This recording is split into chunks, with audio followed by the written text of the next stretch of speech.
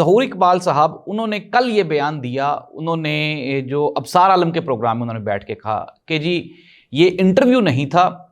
Chief of army staff field marshal صاحب وہاں پہ آئے ہمارے کہنے پہ، 700-800 لوگوں کا مجمع تھا، 2 گھنٹے کا خطاب کیا،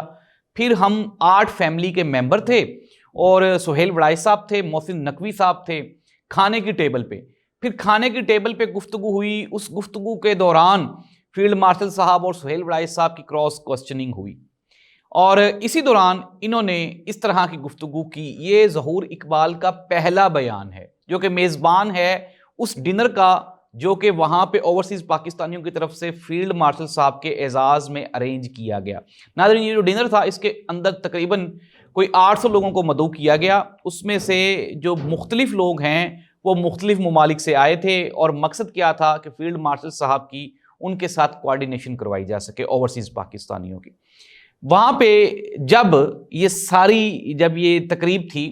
تو فیلڈ مارشل صاحب نے وہاں پہ 2 گھنٹے خطاب کیا، 2 گھنٹے۔ اب پہلے ظہور اقبال صاحب کا میں نے آپ کو بیان سنا دیا جو میزبان ہیں، انہوں نے پھر آج دوبارہ پھر ایک نیا بیان جاری کیا۔ انہوں نے کہا نہیں ایسے بات نہیں ہوئی تھی، عمران خان کی پی ٹی آئی کا تو وہاں پہ ذکر ہی نہیں ہوا، وہ جو شیطان اور معافی والا معاملہ تھا وہ تو chief of army staff field marshal صاحب نے ریلیٹ کیا تھا بھارت کے ساتھ۔